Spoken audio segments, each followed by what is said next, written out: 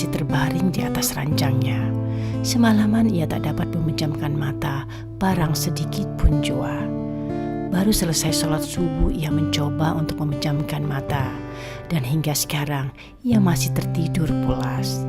Sama sekali tak diketahuinya ada kesibukan luar biasa yang terjadi di dapur sana. Suara peralatan masak yang saling berbenturan satu sama lain dan membuat suara kelontang tak juga membangunkannya. Suara ramai di dapur menandakan memang ada kesibukan luar biasa yang terjadi di sana. Kesibukan yang sengaja dilakukan Hilalia guna mempersiapkan hantaran khusus untuk tamu istimewa. Suasana yang terdengar itu begitu ramainya hingga terdengar ke seluruh sudut rumah. Apalagi Hilalia mengimbuhinya dengan teriakan-teriakan kepanikannya. Wajar saja Hilalia panik. Sebabnya dari 3 macam hantaran kue dan bermacam lauk pauk yang akan dihidangkannya nantinya, baru kue sajalah yang sudah siap saji selesai dimasak. Sedang lauk pauknya sama sekali belum ada yang terjerang. Padahal seluruh bedinde yang ada di rumahnya sudah ia kerahkan untuk membantu. Tak peduli ia hanya tukang rumput, penjaga rumah, ataupun sais semacam Pak Supri. Kepanikan Hilalia bertambah ketika jam dinding berdentang kembali. Ya Tuhan, sudah pukul 7:30. Teriaknya panik. Kirani terkaget dan menjadi terbangun dengan suara teriakan ibunya. Langsung ia melompat turun dari ranjangnya, berjalan gesah menghampiri ibunya. Di tangga ia berjumpa dengan Kirana yang juga terkaget mendengar suara kepanikan ibunya. Bersama mereka menuruni tangga, berjalan menuju ruang dapur. "Ada apa, Mami?" tanya Kirani segera setelah ia tiba di sana. Hilalia tak menanggapi pertanyaan Kirani. Ia hanya melototi Kirana yang berdiri di samping Kirani. "Masya Allah, engkau belum berdandan sama sekali, Kirana." Teriaknya bertambah panik, membuat Kirana menjadi takut. "Tak usah kemari, sudah, engkau di kamar saja, berdandan yang cantik. Ini kemana uak dan tante kalian belum pada datang? Oma dan kakek juga. Padahal sudah dibilang menginap saja semalam, tapi tak ada yang mau. Inilah akhirnya, satu pun dari mereka belum ada yang datang. Mana makanan ini belum selesai lagi." Tak tahan mendengar ocehan ibunya, Kirani memotongnya. "Memang ada apa sampai sesibuk ini?" "Apa? Engkau masih bertanya ada apa? Sungguh keterlaluan. Kirana, apa engkau tak cerita pada adikmu itu?" "Sudah, Mami. Mungkin Kirani tak menyangka saja sampai sesibuk ini bakalan acaranya. Sudah, tak perlu engkau menjelaskan panjang lebar membela adikmu. Engkau pergi ke kamar sana. Engkau percantik dirimu sendiri dulu. Nanti Mami bantu kalau ini sudah selesai atau uak atau tantemu sudah tiba kemari. Atau begini saja, Mami akan panggil Yance kemari untuk membantu engkau berdandan. Nong Supri, tinggalkan kompor itu. Jemput Yance, bawa dia kemari. Katakan padanya Nyonya Richard membutuhkannya sekarang." Semua belum ada yang bergerak, bengong di tempat, bingung dengan perintah yang banyak itu. Meskipun maklum dengan sifat ibunya, Kirani masih saja tak habis pikir dengan kemampuan ibunya untuk bicara panjang tanpa henti.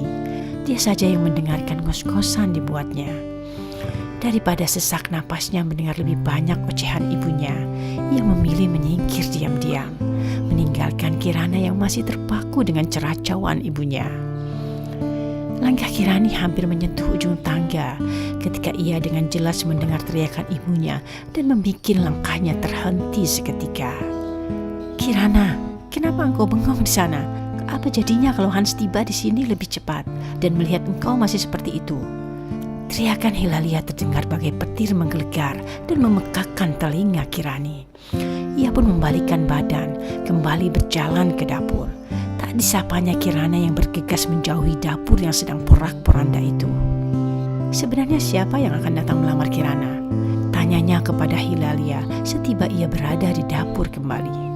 Hilalia menoleh ke arahnya, sejurus saja, tak lama, sebab kembali ia bersibuk diri dengan masakan-masakannya. Dijawab Hilalia pertanyaan anaknya dengan acuh tak acuh. "Dr. Hans van Deventer." Jawaban yang diucapkan Hilalia membuat wajah Kirani menjadi memutih memucat. Namun sama sekali Hilalia tak memperhatikannya, terlalu sibuk ia dengan masakannya. "Dr. Hans, Mami?" Tanya Kirani tak percaya. Ya, sudah, jangan banyak tanya. Bisa-bisa tak selesai ini. Engkau juga harus berdandan rapi. Temani kakakmu menemui Hans. Siapa tahu Hans punya teman yang bisa dikenalkan kepadamu. Eulalia terus saja bicara tanpa sedikit pun menoleh pada Kirani. Sungguh tak disadarinya kalau Kirani sudah tak berada di sana lagi. Pusing mendengar suara cempreng ibunya. Lebih pusing lagi ternyata Hanslah orangnya yang akan menjadi pendamping Kirana. Kirani menghela napas dalam. Ia menemukan jawaban kenapa ia begitu gundah semalaman ini. Gontai ia melangkahkan kaki. Satu persatu anak tangga ia tapaki dengan lesu dan pikiran kosong.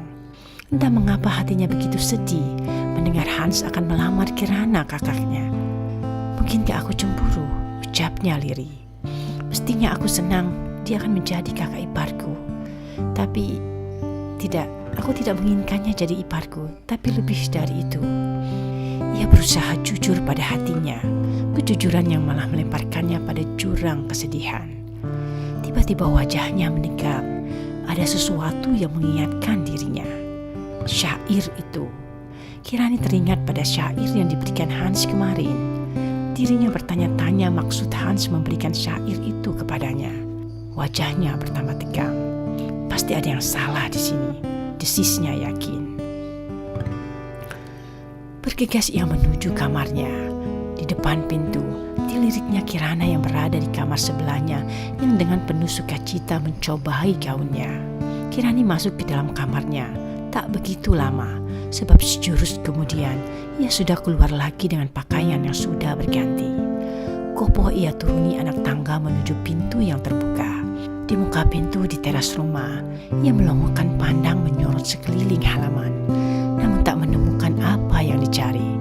Dirinya sangat kecewa tak menemukan sosok Supri yang biasanya selalu bersiap sedia mengendarai bendi menghampirinya di sana. Hanya mobil ayahnya saja yang ia lihat terparkir rapi di samping depan rumah. Barulah ia teringat kalau Supri sedang memperoleh tugas dari ibunya menjemput Yance, pemilik salon langganan keluarganya. Aku harus temui Hans sebelum dia kemari, bagaimanapun caranya. Tapi tak mungkin aku jalan kaki, bisa-bisa ia sudah datang duluan kemari. Kirani memutar otaknya, memikirkan cara untuk ia tetap pergi. Pada saat itu, Kirana telah muncul di hadapannya. "Hendak kemana engkau?" tegur Kirana mengagetkan Kirani. "Ada persoalan yang harus segera kukerjakan sebentar," ujar Kirani berdalih. "Kau sudah janji padaku, takkan lama. Tapi ini sudah pukul 8, Hans dan keluarganya akan tiba pukul 10. "Iya, aku tahu, takkan lama." "Tak mungkin kau siap pukul 10 nanti, kau pun belum mandi. Tundalah dulu urusanmu itu. Bantulah aku bersiap-siap. Kan ada Yance. Sampai sekarang pun dia belum datang. Aku takut dia tak bisa datang. Ayolah Kirani, sekali ini saja kau bantu kakakmu ini." Kirani tak kuasa menolak permintaan Kirana. Hendak dibatalkannya saja rencana kepergiannya. Namun kembali ia melihat ada harapan untuk ia bisa pergi. Tatkala di halaman rumah dilihatnya ada mobil berjalan menuju ke arah teras, tempat ia dan Kirana berdiri sekarang. Mobil itu kepunyaan kakeknya. Kirani berpikir mobil itulah yang akan mengantarkannya. Dengan demikian, ia akan meminjam mobil itu kepada kakeknya, tentu bersama sopirnya sekalian. Kirani dan Kirana menyambut kakek dan omanya, juga tante Maria dan suaminya di samping mobil. Belum turun benar, Oma telah membuka suaranya. "Kirana, mengapa engkau belum bersiap-siap? Apa tak jadi acaranya?" "Jadi, Oma, Kirani hendak pergi, makanya Kirana di sini untuk menghalanginya." "Hendak kemana engkau, Kirani?" "Ada persoalan yang hendak Kirani bereskan sebentar, Oma." "Kakek, Kirani pinjam sebentar mobilnya ya." Tidak boleh. Engkau tak boleh pergi sekarang. Kalau sudah selesai urusan kakakmu, baru bolehlah engkau pergi." Bukan kakek yang menjawab, tapi Omalah yang menjawab, membuat Kirani menjadi sangat kecewa. Surutlah langkahnya. Ia menurut saja ketika Kirana mengajak ke kamarnya. Dengan perasaan galau, Kirani membantu Kirana berdandan. Tapi bukannya membantu, ia malah mengacaukan segalanya. Dari bedak yang tak sengaja ia tumpahkan, hingga gaun yang sedang terhampar rapi di atas ranjang tak sengaja ia duduki. Gaun itu yang hendak digunakan Kirana menemui calon suaminya. Tergopoh ia harus merapikannya kembali. Kirana hanya geleng-geleng kepala saja melihat laku adiknya.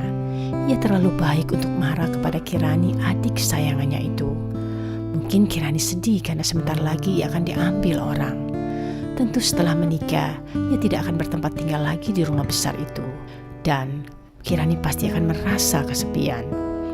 Itulah yang dipikirkan Kirana tentang sikap aneh Kirani. Sungguh kasihan Kirana. Tak tahu ia kalau sebenarnya Kirani sedang menimbang untuk melakukan sesuatu. Menemui Hans. Jikalau hal itu terjadi, pasti akan bubarlah acara hari ini. Acara yang sangat ditunggu-tunggu oleh seluruh keluarga besarnya dan juga oleh dirinya. Pikiran Kirani mengatakan pasti ada sesuatu yang salah telah terjadi dengan rencana Hans nak melamar Kirana. Namun tak berani ia menyimpulkan kalau sesungguhnya Hans sebenarnya hendak melamar dirinya. Tidak, ia tidak berani menyimpulkan itu. Tapi bagaimana pula dengan syair yang dipersembahkan Hans khusus untuk dirinya kemarin? Ucapan Hans bahwa syair itu khusus diberikan kepada wanita yang paling istimewa dalam hidupnya terus mengiang-ngiang di telinganya, membikinya tidak boleh tidak harus menyimpulkan bahwa memang benar wanita yang dituju Hans adalah dirinya. Mana mungkin Hans menitipkan syair itu kepadanya untuk Kirana. Hans tak tahu kalau ia mempunyai saudara perempuan, karena ia memang belum pernah menceritainya. Untuk yakin pada kesimpulannya, ia takut. Sebab belum pernah ia mendengar secara langsung dari Hans. Dari mulut lelaki itu, belum pernah ia dengar kalau Hans menyukainya dan hendak melamarnya. Maka itu ia harus meyakinkannya. Dia harus pertemuan sebelum kesalahan ini berlanjut. Tapi bagaimana pula caranya? Tiba-tiba kembali tangan Kirana menyinggung sesuatu. Kali ini kotak perhiasan milik Kirana yang berada di atas meja rias. Kotak terjatuh di lantai dan menumpahkan seluruh isinya. Tersadar dengan ulahnya, Kirana menjongkokkan badan, hendak mengumpulkan perhiasan yang tertumpah itu. Namun segera pula Kirana melarangnya. Biarkan, nanti Mina saja yang membereskannya. Kau mandi sajalah dulu. Halus Kirana mengusir Kirani yang telah membuat keonaran di kamarnya. Kirani menurut, berdiri dan berjalan ke arah pintu. Dari bibir merahnya sama sekali tak terucap kata-kata, sekalipun itu permohonan maaf untuk kekacauan yang telah ia ciptakan. Di dalam kamarnya Kirani membaringkan badannya di atas kasurnya yang empuk. Matanya menerawang ke atas langit-langit kelambu yang menutupi tiang ranjang jatinya, menghitung waktu yang tak dapat dihentikan. Mungkinkah aku salah? Mungkin saja benar Hans hendak melamar Kak Kirana. Kirani coba menenangkan pikirannya. Betapa naif dirinya menganggap Hans menyukainya.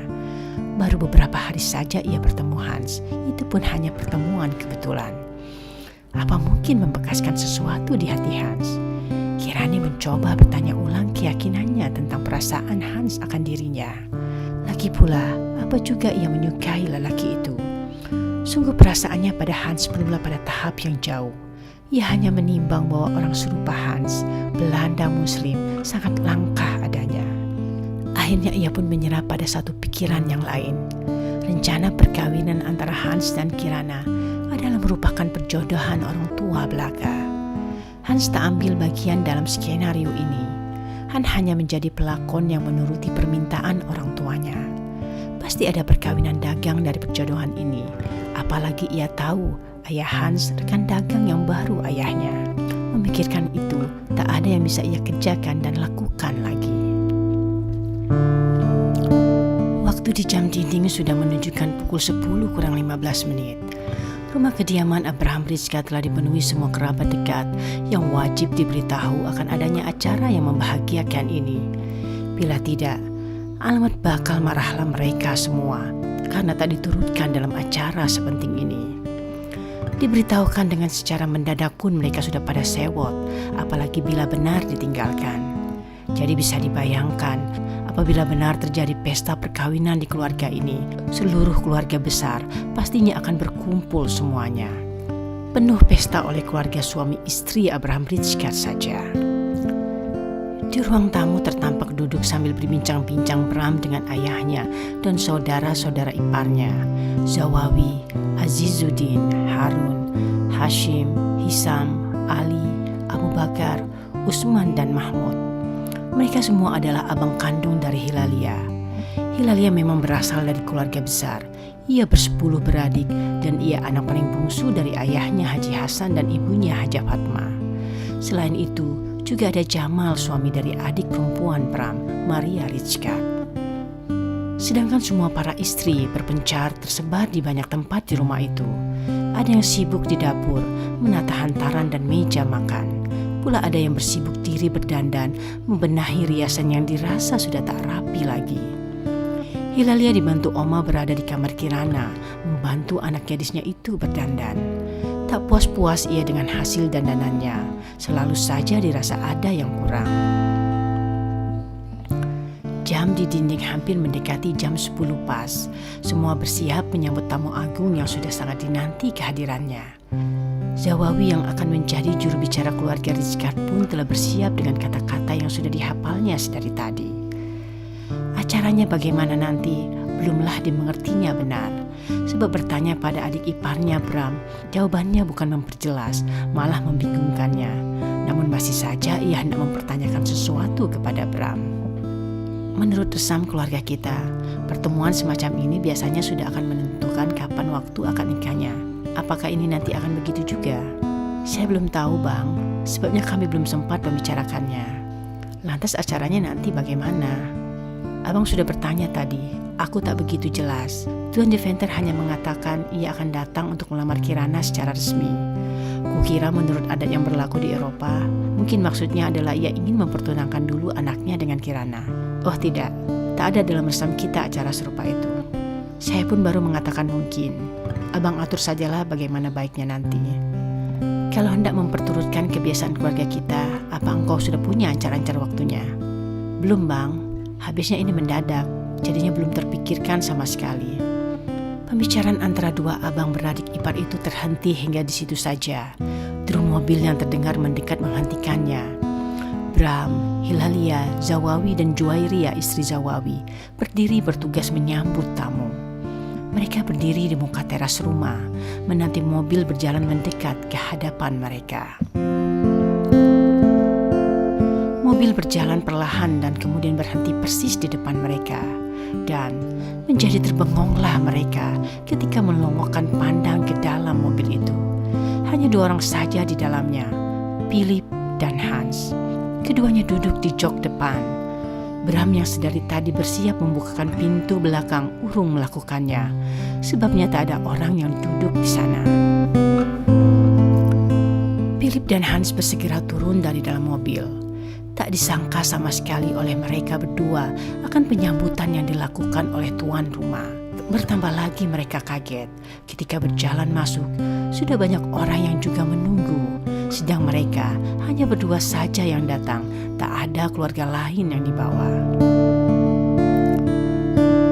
Suasana tertampak kikuk sekali awalnya. Dua orang Deventer menghadapi gerombolan Rijkaard dan Hasan. Para wanita jadi duduk melompong di ruang tengah karena tak ada tamu wanita yang mereka hadapi. Mereka hanya menajamkan kuping saja guna mendengar percakapan yang terjadi di ruang depan antara para lelaki mereka dengan dua orang tamunya. Tentu mulut mereka tak henti mengunyah kue yang terhidang. Setelah kekikukan terlewati dengan perbincangan basa-basi, Zawawi membuka suaranya. Tanda pembicaraan dua keluarga besar Rijkaard dan Deventer memasuki tahapan yang serius. Sedari tadi kita sudah berbincang-bincang. Bolehkah sekarang kami bertanya kepada Tuan, gerangan apa yang membuat Tuan dan putra Tuan ini berkenan menyambangi kami di sini? Adakah maksud baik yang perlu disegerakan? Perkataan Zawawi disampaikan dengan Betawi Melayu yang sangat halusnya. Sebagaimana adat bahasa Betawi Melayu, meskipun kata-kata yang diucapkan dengan halus, namun perkataannya langsung menohok pada jantung persoalan yang sebenarnya. Tak ada basa-basinya. Untungnya Philip telah terbiasa dengan perkataan serupa itu. Usaha yang dijalankannya banyak dilakukan di Sumatera, hingga mengharuskan dia berhubungan dengan orang-orang dari Wangsa Melayu. Meskipun demikian, masih saja ia terkesiap dengan pertanyaan itu. Tak siap ia dengan jawabannya.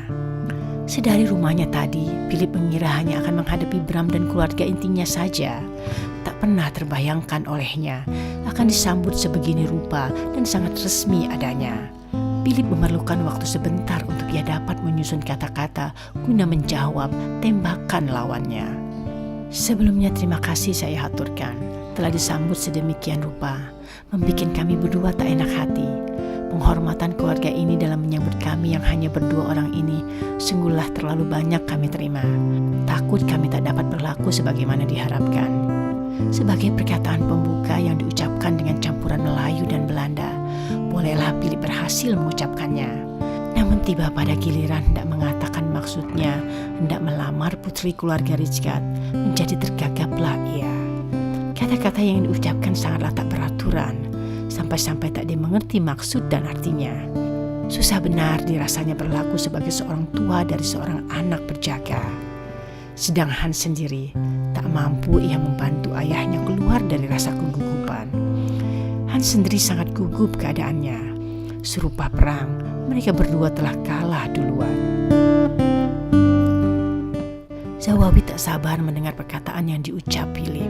Dipotongnya saja perkataan calon mertua keponakannya itu dengan kesimpulan yang ia buat sendiri. Kalau boleh saya menyimpulkan, berartinya Tuan hendak melamar putri kami guna dijadikan istri dari anak Tuan ini. Tapi apakah anak Tuan ini pernah bertemu atau berkenalan dengan putri kami hingganya berniat meminangnya? Saya berkata sedemikian ini hanya ingin memastikan saja agar Tuan dan anak Tuan ini serupa membeli sesuatu, tak membeli kucing di dalam karung. Anak saya Hans ini sudah pernah berjumpa dengan putri Tuan. Kecantikan dan kemolekannya telah membuatnya menjadi tergila-gila sehingga buru-buru melamarnya. Sungguh takut ia jikalau keduluan orang lain. Guru berucap tak baik mengawini gadis hanya karena rupanya yang elok.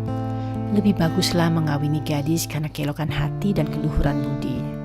Saya yakin dengan pasti kalau putri Tuan memiliki keduanya, wanita yang cantik rupa dan hatinya pula. Beruntungnya Hans mendapatkannya. Baiklah kalau sudah yakin seperti itu, apa yang hendak Tuan lakukan selanjutnya? Kami dari pihak perempuan menunggu perkataan dari rencana Tuan itu. Kembali lagi Philip terdiam, tak tahu apa yang akan diperbuatnya. Sedari tadi ia ingin menunggu saja. Jika harus dia yang mendahului, tentu bingunglah jadinya. Baru kemudian ia teringat pada cincin yang dipersiapkan hendak diberikan kepada calon istri anaknya. Buru-buru ia rogoh saku celananya, mengeluarkan kotak berbalut kain beledu berwarna merah. Rupa-rupanya ia telah mengganti kotak cincin itu. Dibukanya katup kotak itu dan terlihatlah sebentuk cincin emas bermata berlian.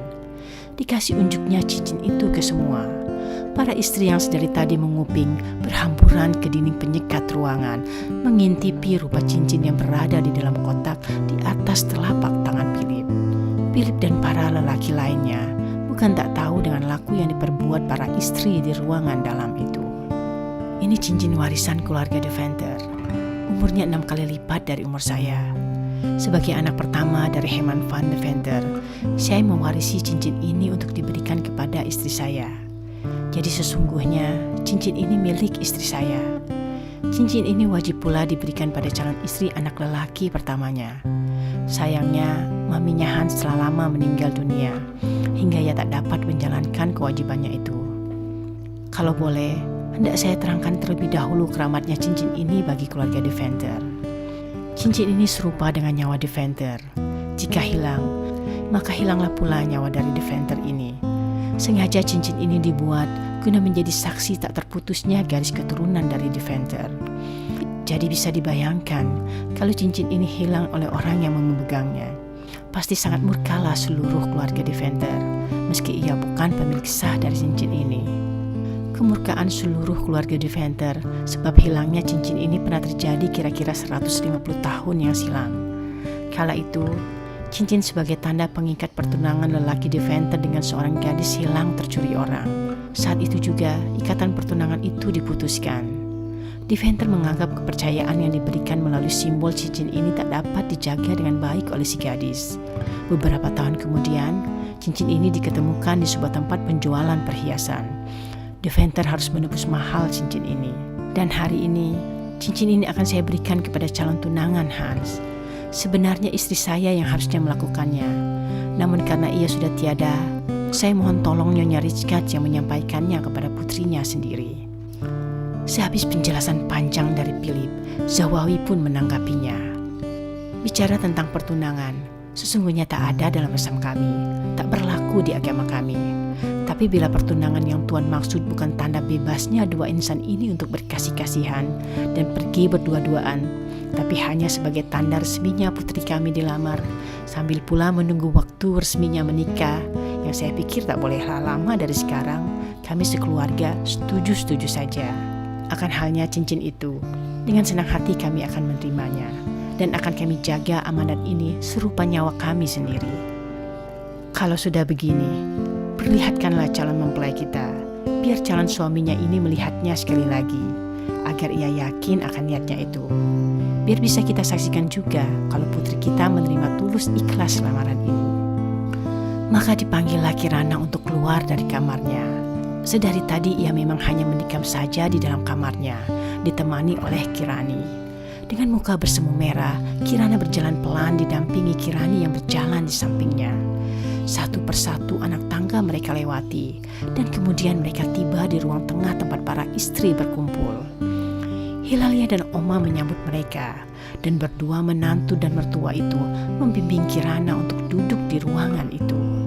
Juwairia istri Zawawi memberi isyarat kepada suaminya tentang kesiapan mereka menerima para lelaki menggabung di ruang tengah.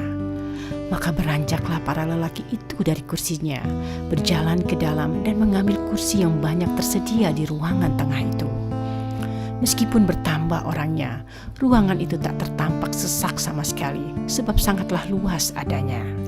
Semua mata para lelaki mencuri pandang kepada kedua putri Ritschard, Kirana dan Kirani. Memandang dengan kagum akan rupa elok dari kedua gadis tersebut, tak terkecuali pula Hans yang malu-malu mencuri pandang ke arah Kirani sambil pula melempar senyum manisnya. Ia menyapa Kirani dengan isyarat kepalanya dan disambut Kirani dengan senyuman kecut. Meskipun jarak keduanya cukuplah jauh, tempat Hans duduk sangatlah tepat sekali berhadapan dengan Kirani, sehingga mereka berdua bisa saling berpandangan. Di sebelah Kirani ada Kirana yang sedari tadi hanya duduk sambil tertunduk malu saja. Walau sejurus memandang, ada sesuatu yang dirasa aneh oleh Hans. Baginya, Kirani tetap terlihat sangat cantik dengan dandanan sederhananya. Dandanan yang sangat biasa-biasa saja untuk acara serupa ini. Berbeda halnya dengan gadis satunya yang belum dikenalnya. Dandanan gadis itu begitu istimewa. Memakai kebaya warna putih berenda di ujungnya dengan kombinasi sarung berperada emas. Perhiasan yang digunakannya pun begitu banyak dan menyilaukan mata. Terlebih lagi dengan tatanan rambut yang separuh ke belakang tertutup oleh selendang sutra. Benar-benar menandakan bahwa perempuan ini dipersiapkan untuk acara ini. Dan posisi duduknya, mengapa gadis ini seperti lebih diistimewakan? Hans tak lama berpikir, sebab saat itu Zawawi telah mulai berkata-kata lagi. Han hanya bisa memendam saja persoalan yang berkecamuk di pikirannya. Tadi sudah kami sampaikan kalau maksud Tuan Deventer melamar putri kami, sangat senang kami menerimanya. Namun untuk lebih baiknya dan tak ada salahnya pula, kita menanyai kesediaan orang yang bersangkutan. Bagaimana Kirana? Engkau bersedia menerima lamaran Dr. Hans van Deventer? Kirana tertunduk malu dengan muka memerah. Tak ada jawaban meluncur dari bibirnya, hanya sunggingan senyum saja yang menghiasi bibir manisnya itu, bertanda ia menyetujui rencana ini. Hans sama sekali tak memperhatikan kejadian itu. Sedari tadi ia hanya tertunduk juga sambil pula berpikir, tak berani ia menatap orang sekitarnya. Belum disadarinya bahwa wanita yang akan dilamar bukan orang yang dia inginkan. Philip berjalan mendekati Hilalia sambil menyerahkan kotak cincin kepada calon besannya itu. Mohon wakilkan maminya Hans memberikan cincin ini kepada putri nyonya. Takzim Philip memohon pertolongan Hilalia yang menyambutnya dengan penuh haru dan sukacita. Sebelum permintaan Philip dijalankan, Hilalia menyematkan cincin ke jari manis Kirana. Terlebih dahulu Hans diminta untuk tak menundukkan kepalanya, biar dapat ia lihat peristiwa yang akan mengikat dirinya. Hans menuruti permintaan itu, ditegakkan kepalanya dengan perasaan gundah dan malu. Dan dari tempatnya duduk, terlihatlah olehnya pemandangan yang membuat dirinya ternganga. Hilalia memegang bahu Kirana agar gadis itu berdiri dan menerima sematan cincin yang dititipkan Philip kepadanya. Dari situ barulah Hans tersadar. Tertampak sekali ia tersentak dengan kejadian itu, hingga ia merasa sangat lemas. Keringat dingin mengucur deras di tubuhnya. Desak napasnya pun menjadi tak teratur. Marah, kecewa dan sedih seolah menyatu melemaskan persendiannya. Dengan mata merah ia pandangi dengan sorot mata nanar semua orang yang berada di ruangan itu. Semua tak mengerti, malah senyuman balik dilemparkan mereka seolah memberi restu kepada dirinya. Dicarinya sosok Kirani yang hanya duduk menundukkan muka. Entah apa pula yang sedang terjadi pada gadis pujaannya itu. Mengapa menunduk saja, tak membantu menjelaskan persoalannya. Hans sangat benar berharap Kirani berkata-kata yang sebenarnya ia inginkan. Hans tak sadar kalau sebenarnya Kirani sama sekali tak mengetahui akan persoalan yang dihadapinya sekarang. Kirani tak tahu kalau Hans salah melamar orang. Sepanjang sisa pertemuan, Hans tertampak begitu menderita. Keringat dingin terus mengucur deras dari tubuhnya yang seolah-olah melayang di udara. Sekuat tenaga ia bertahan agar tak jatuh pingsan. Semua orang larut dalam kebahagiaan hingga tak menyadari keadaan Hans. Begitupun Kirani yang telah mengambil ancang-ancang untuk menghilang saja dari hiruk pikuk acara yang dipenuhi para orang tua. Sungguh tak cocok dirasanya ia hadir dalam acara ini. Kirani merasa telah menunaikan segala tugasnya dalam acara ini. Waktunya sekarang ia pergi menyelamatkan kuping dan mulutnya. Ya, apabila ia tak ingin kupingnya menjadi merah dan mulutnya menjadi gatal, ia harus pergi sejauh-jauhnya dari tempat ini. Karena uaknya Zawawi sudah mengeluarkan ayat-ayatnya. Alamat bakal habislah waktunya mendengarkan ceramah uaknya itu. Meski itu bukan untuk ia seorang, tapi untuk semua orang yang ada di sana. Kirani bukan orang yang sabar untuk mendengarkan kata-kata berbau agama dari uaknya. Namun untuk mengomentari ataupun membantahnya, tak mungkin ia lakukan di tengah orang banyak. Jangankan di tengah orang banyak begini, berhadap-hadapan berdua saja pun ia enggan. Enggan karena uaknya itu dianggap sangat tidak demokratis dan selalu mendoktrin beda dengan ayahnya. Memanglah Zawawi adalah guru agama yang mendapat gelar dan panggilan Habib oleh para murid-muridnya yang tersebar di berbagai penjuru kampung di Betawi. Rumah Zawawi selalu ramai dikunjungi oleh orang-orang yang hendak belajar agama maupun berobat, karena ia juga dipercaya sebagai orang yang mempunyai kemampuan dalam mengobati berbagai penyakit, tentu dengan doa-doanya itu. Bagi murid-muridnya, segala perkataan Zawawi akan diterima bulat-bulat dan diturut. Karena tak terbiasa dibantah perkataannya, menurut Kirani, uaknya itu menjadi seorang pemimpin agama yang diktator. Dan Kirani tak pernah menyukai sifat uaknya itu. Tapi sebagai seorang keponakan, ia harus pula menghormatinya sebagai orang tuanya pula. Penilaian Kirani pada diri uaknya dimulakan dari perdebatan antara dirinya dan uaknya yang berakhir pada ketersinggungan terhadap pertanyaan-pertanyaan Kirani yang kritis dan tak mampu dijawab Zawawi. Pertanyaan yang diajukan Kirani dilandasi pada ketidakpuasannya terhadap penyampaian syariat oleh Zawawi yang hanya dilihat dari sisi hitam putih, surga dan neraka. Tak menjalankan syariat, utamanya rukun Islam yang 5, maka manusia akan masuk neraka. Bagi yang menjalankan, surgalah tempatnya. Menurut Kirani tak cukup uaknya menyampaikan hal serupa itu saja. Mestinya ada penjelasan lain yang mencerahkan hati umat. Penjelasan lain itulah yang ditanyakan oleh Kirani. Mengapa harus sholat? Mengapa harus puasa? Mengapa harus membayar zakat? Dan mengapa pula capek-capek dan buang-buang uang naik haji? Pertanyaan-pertanyaan itu dijawab oleh Zawawi singkat saja. Mengapa harus sholat? Karena itu perintah Allah langsung kepada Nabi Muhammad pada peristiwa Isra Mi'raj. Mengapa harus puasa? Biar merasakan penderitaan kaum miskin yang kelaparan. Mengapa harus membayar zakat? Untuk membersihkan harta yang kita punya. Dan mengapa naik haji? Untuk menghapus dosa, karena naik haji sangat besar pahalanya. Semua ibadah kita kalau dijalankan dengan baik dan benar akan mendapatkan pahala yang besar dari Allah Subhanahu wa Ta'ala.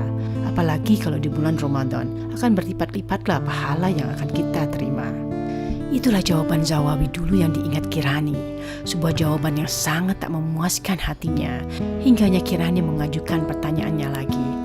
Apa tujuan dan maksudnya Allah menggariskan syariat serupa itu? Dan pertanyaan dari Kirana itu telah membuat Zawawi menjadi sangat tersinggung.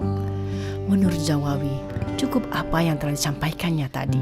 Dan Kirani harus menerimanya dan tak boleh mempertanyakan dengan analisa akalnya.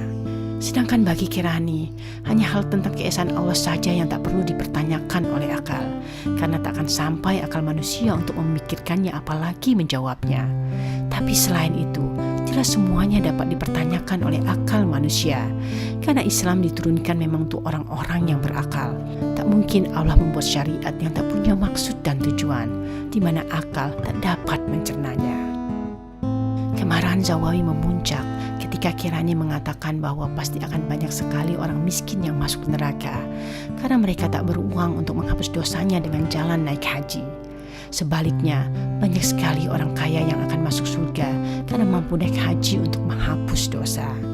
Tidak sampai di situ saja, Kirani pun mengeluarkan perkataan yang seolah memberikan pengajaran kepada uaknya yang merasa sudah makan asam garam kehidupan dunia ini. Menurut Kirani, Allah tak butuh manusia itu tunduk atau tidak padanya, karena manusialah yang butuh menundukkan diri padanya. Karenanya Allah menggariskan syariat yang 5 itu tentulah punya maksud yang luas, tidak sekedar untuk manusia menjalankan perintah dan kemudian dengan mudah mendapatkan upah pahala. Pahala itu urusan belakangan. Tak baik menjalankan ibadah karena iming-iming pahala yang akan diterima dari Allah. Janganlah selalu pahala yang akan membebaskan manusia dari neraka, yang selalu jadi pangkal tolak kita menyampaikan ajaran agama kepada sesama kita. Kalau pahala yang dikedepankan, syariat yang digariskan Allah itu hanya punya dimensi ritual manusia kepada penciptanya saja.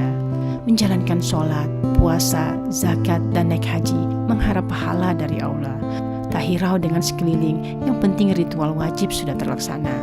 Menurut Kirani, Allah menggariskan syariat yang 5 itu lebih banyak mengatur tentang hubungan manusia dengan sesamanya. Tak benar jika ibadah kepada Allah yang kita lakukan dijadikan alasan untuk menjauhkan manusia dari kewajibannya kepada sesamanya. Menurut Kirani, dalam menyampaikan syariat kepada umat, sebaiknya mengedepankan penjelasan bagaimana menjalankan ibadah yang baik dan benar. Contoh, bagaimana sholat yang baik dan benar itu, yakni sholat yang akan membuat seseorang menjadi manusia yang baik, cinta dan kasih sayang pada sesama, tidak mencuri yang bukan hak, tidak menghardik anak yatim, menolong orang yang tertimpa musibah, dan lain sebagainya. Itulah sholat yang akan diterima dan dijanjikan oleh Allah pahala surga, bukan sholat yang hanya takbir, ruku dan sujud saja. Tapi mencuri, mengambil sesuatu yang bukan hak, memakan harta anak yatim dan orang miskin, membiarkan miskin kelaparan di hadapannya tetap menjadi kesehariannya. Bagaimana puasa dijalankan dengan baik, bukan hanya sekadar merasakan perihnya penderitaan kaum papa, tapi juga berupaya menanggulanginya dengan zakat dan infak dari kelebihan banyak harta kita. Zakat yang baik adalah apabila disadari kalau tak mengeluarkan sebagian harta, berarti kita telah melakukan korupsi, memakan harta yang bukan hak kita, karena memang zakat kita adalah hak orang miskin. Jangankan harta yang benar-benar kita ambil dari orang-orang miskin, harta kita sendiri pun jika tak kita zakatkan, sudah dianggap korupsi namanya. Kalau semua itu disadari dan dijalankan, pastilah takkan ada lagi orang kelaparan di dunia ini. Mengenai haji, jikalau nanti naik haji dapat melalui Kemayoran yang sedang dibangun untuk landasan pesawat terbang, yang katanya bila menggunakan kendaraan ini hanya membutuhkan waktu sehari 2 saja bila hendak ke Mekah, pasti akan banyak orang kaya yang akan berebut naik haji setiap tahunnya kalau dikatakan naik haji adalah sebagai penghapusan dosa. Padahal menurut Kirani, untuk mendapatkan pahala yang besar bukan pada naik hajinya, tapi bagaimana setelah menjalankan ibadah haji. Seseorang tersebut menjadi orang baik sebagaimana yang Kirani sebutkan tadi. Tak guna naik haji tiap tahun, tapi masih banyak di sekeliling kita orang-orang miskin yang membutuhkan pertolongan, tapi tak kita gubris adanya. Lebih besar manfaatnya dan pasti lebih banyak pahalanya bila ongkos haji itu diberikan saja kepada orang-orang sekitar yang membutuhkan. Tambahan lagi, jika naik haji yang dilakukan seseorang berkali-kali itu ternyata telah menghapuskan kesempatan orang lain untuk menunaikan ibadah haji. Kurasa bukan pahala yang didapat orang itu, tapi dosalah yang akan didapatnya. Terakhir Kirani ingin sampaikan, ibadah yang tujuannya hanya mengejar pahala bukan karena Allah, benar-benar telah membuat manusia menjadi robot. Coba lihat kalau bulan Ramadan. Banyak sekali orang berbuat baik hanya karena mengejar berlipat-lipatnya pahala yang dijanjikan. Tak ada keikhlasan dalam hatinya kalau kebaikan yang ia buat tanpa pamrih, dan tak menghitung-hitung pahala yang akan diterima. Coba lihat setelah Ramadan, apa lakunya seperti itu pula. Kalau orang yang benar-benar baik, tak ada waktu-waktu khusus baginya untuk melakukan perbuatan baik. Sepanjang hari dan sepanjang tahun, perbuatan baik saja yang dilakukan. Ibadah di Ramadan hanya peningkatannya saja. Penjelasan Kirani yang panjang lebar itu memang tak diselak sama sekali oleh Zawawi yang sedari awal memendam amarahnya di dada. Tapi memang amarah itu tak tertumpah, karena Zawawi merasa ada benarnya juga perkataan Kirani itu. Namun sebagai orang tua, pantang baginya untuk mengakuinya. Apalagi menurutnya Kirani adalah anak kemarin sore yang hanya menurutkan logika saja dalam berbicara. Tak ada dasar atau dalil ayat Quran ataupun hadis. Untuk Kirani, setelah perkataannya itu, ia beranggapan pastilah ada sesuatu yang masuk di pemikiran uaknya itu. Namun sama sekali anggapannya itu salah. Masih didengarnya kemudian uaknya itu mendoktrin murid-muridnya dengan ucapan-ucapan yang harus diturut dan tak boleh mempertanyakan maksud dan tujuan dari apa yang diperkatakan itu. Benar-benar Kirani merasa menjadi percuma berkata-kata dengan uaknya itu. Kedepan ia hanya akan berbicara kepada uaknya itu hal-hal yang enteng-enteng saja, agar uaknya itu tetap sayang pada dirinya. Dan saat ini, dilihatnya uaknya sudah akan mulai mencari kesempatan untuk menceramahi sesuatu. Sebelum itu terjadi, lebih baik ia menyingkir duluan. Maka pergilah ia menyusup ke dapur mencari makan untuk mengisi perutnya yang sedari malam tak terisi nasi. Tak terperhati sama sekali olehnya penderitaan yang dialami Hans yang telah berpeluh dengan keringat dinginnya. Hari telah hampir masuk waktu zuhur. Tiba giliran Philip dan Hans pamit pulang. Sebelum berdua mereka pergi, Philip terlebih dahulu menyampaikan undangan kepada keluarga besar Richard sebagai balasan dari acara hari ini, dan sekalian pula untuk penetapan hari resmi perkawinan yang tak terputus pada hari ini. Setelah semua itu tersampaikan, Philip dan Hans diiringi oleh keluarga besar Richard dan tentu Kirana berjalan menuju teras ke tempat mobil yang terparkir. Philip masuk ke dalamnya, mengambil tempat di depan kemudi, diikuti Hans yang duduk di samping ayahnya, dan mobil pun mulai berjalan meninggalkan rumah itu. Baru saja mobil meninggalkan halaman rumah, keluar dari pagar, memasuki jalan besar beraspal, Hans tiba-tiba melungsur lemas dari tempat duduknya, membuat Philip yang berada di sebelahnya kaget bukan kepalang. Gopo Philip memegang tubuh Hans dengan tangan kirinya, namun kembali dilepaskannya untuk memberi kesempatan pada dirinya meminggirkan mobil yang sedang dikemudikannya. Philip merasai tubuh Hans begitu dingin. Baju Hans sudah basah dengan peluh dingin yang mengucut deras tanpa henti. Dibalikannya tubuh Hans dan terlihatlah olehnya muka Hans yang memucat serupa mayat. Ditepuk-tepuknya muka anaknya itu sembari berujar dengan rasa khawatir dan panik. "Tenang Hans, bertahan ya. Papi akan bawa kamu ke CBZ sekarang." Setelah berkata begitu, dilepaskan pegangannya pada Hans. Kembali ia memegang kemudi dan bersegera menuju rumah sakit CBZ. Sigap Philip membelokkan arah mobil dari jalan Panhouse ke arah Orange Boulevard. Terasa olehnya, perjalanan saat itu begitu lama. Padahal jarak antara rumah kediaman Richard dengan rumah sakit CBZ tidaklah begitu jauh. Tapi mengapa seperti berjam-jam lamanya mereka tiba di rumah sakit terbesar di Batavia tersebut.